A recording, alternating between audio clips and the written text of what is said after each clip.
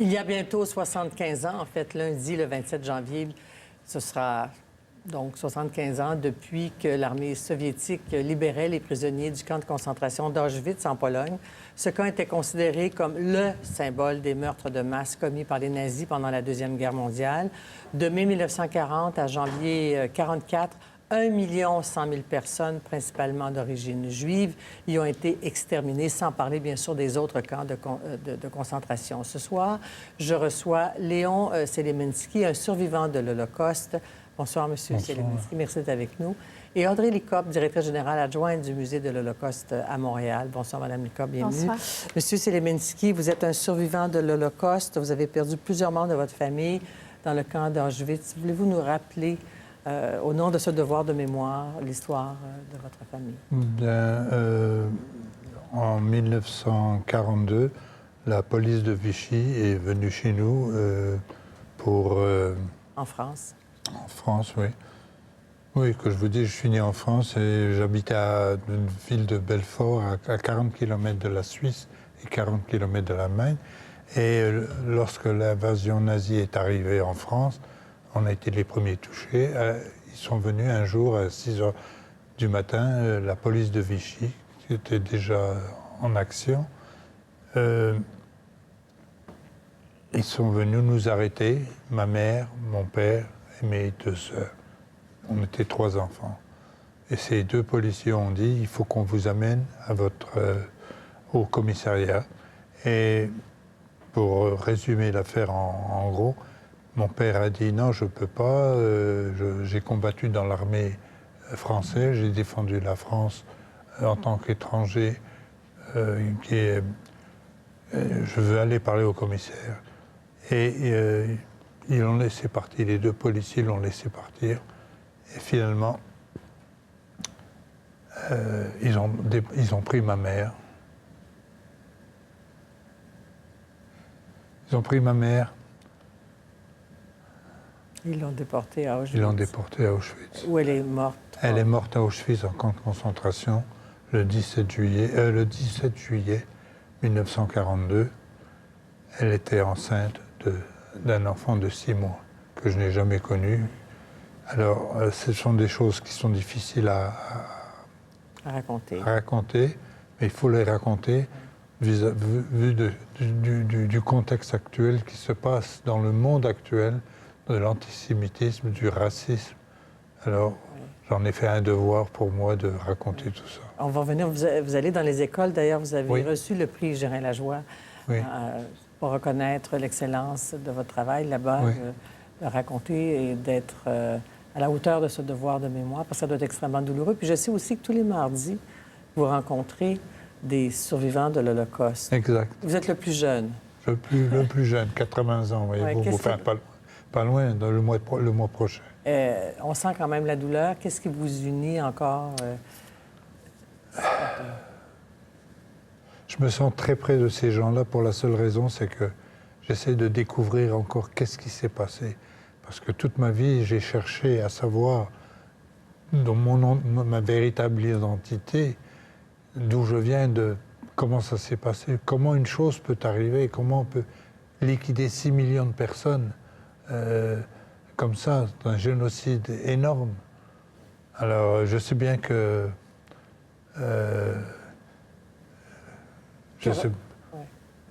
je sais bien que, vous savez, Hitler a liquidé 6 millions de personnes, mais j'ai 3 enfants, j'ai 4 petits-enfants. Je ne veux pas qu'ils vivent dans un monde antisémite et qu'ils reviennent à ces choses-là. Ouais. C'est important pour vous, le 75e? Très, très important. Très important parce que c'est la clé. Lorsque vous rentrez dans une chambre, ça prend une clé pour ouvrir la porte. Eh bien, là, on ouvre la clé de combattre qu'est-ce qui se passe actuellement dans notre planète, sur notre planète. On va y venir dans un instant, mais vous avez donc grandi dans les orphelinats. Oui. Vous avez retrouvé votre père quand même, mais la vie a été... C'est difficile de survivre à un tel drame. Oui, je vais vous dire, j'ai cherché toute ma vie à à surmonter tout ça, parce qu'il faut toujours se combattre. Il faut toujours combattre, parce que dans toutes les familles, dans tous les problèmes qu'on a, et tout le monde a ça, il faut toujours se combattre. Et j'ai enseigné ça à mes enfants, de toujours se battre pour être meilleur et s'améliorer. Et j'ai vécu dans des orphelinats, oui, mais j'ai été caché par une famille catholique. Et je connais très bien la religion catholique. J'allais à l'église tous les dimanches. Et les gens qui m'ont sauvé, et c'est grâce à eux que je puisse vous parler aujourd'hui.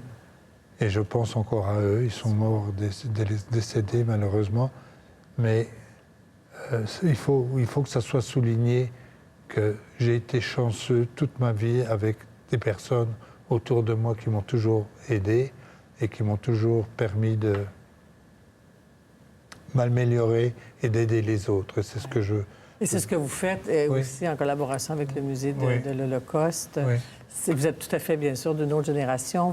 Votre mission, c'est justement de raconter cette histoire, d'en perpétuer la mémoire et aussi de montrer au monde qu'il y a aussi de l'espoir dans cette histoire-là. Quand je travaille avec Léon ou avec d'autres personnes comme Léon qui ont survécu à l'Holocauste, je fréquente pas des victimes, mais plutôt je fréquente des modèles de résilience qui sont de grands éducateurs auprès de nos publics et des plus jeunes et qui sont une grande source d'inspiration pour nous au quotidien. Oui. Parce que vous allez dans les écoles, qu'est-ce qu'ils vous demandent, les enfants? Oh, toutes sortes de questions, des questions très... vous savez, dans mon témoignage que je fais, par exemple, moi, en tant que très jeune, j'étais je joue au soccer et je leur disais qu'on avait un gardien allemand quand j'étais dans l'armée, parce que j'étais en Algérie également,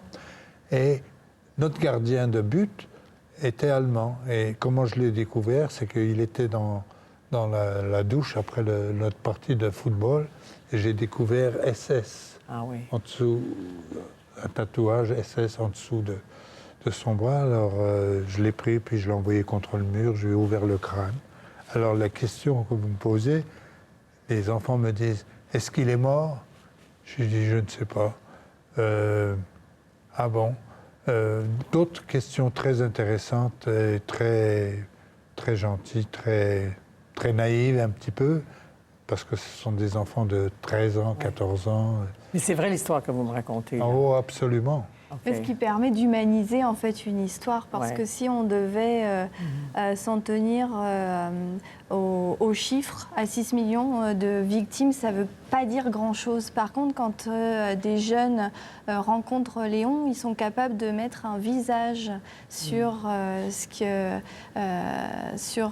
l'Holocauste, de mettre un visage sur une personne, de le personnifier, puis de saisir en fait les conséquences de cette grande histoire-là sur les individus. Oui, puis au musée, vous avez une belle histoire. Vous êtes dépositaire d'un petit cœur de papier qui a fait l'objet d'un grand documentaire, Le cœur d'Auschwitz, de Karl Leblanc, qui raconte un peu l'histoire d'Auschwitz. Un cadeau pour un 20e anniversaire à Auschwitz. Oui. Alors moi, je n'ai jamais été à Auschwitz, mais dans ce club que je vois tous les mardis, j'ai des histoires encore toutes les semaines, il y a une nouvelle histoire qui arrive. Et je suis le plus jeune. Mais est-ce que aux enfants aussi, vous leur dites qu'il faut se souvenir, mais qu'il faut dépasser la colère ou la rage, il faut penser la paix? Bien sûr, bien sûr. Je dis même aux enfants ce que j'ai fait avec notre gardien de but. Oui. J'ai fait la loi moi-même. Mais c'est pas bien de faire la loi soi-même. Donc, il y a des regrets pour ça. Là. Oui, bien sûr. On n'avait pas fini l'histoire. Non, il y a des conséquences. Oui, c'est ça.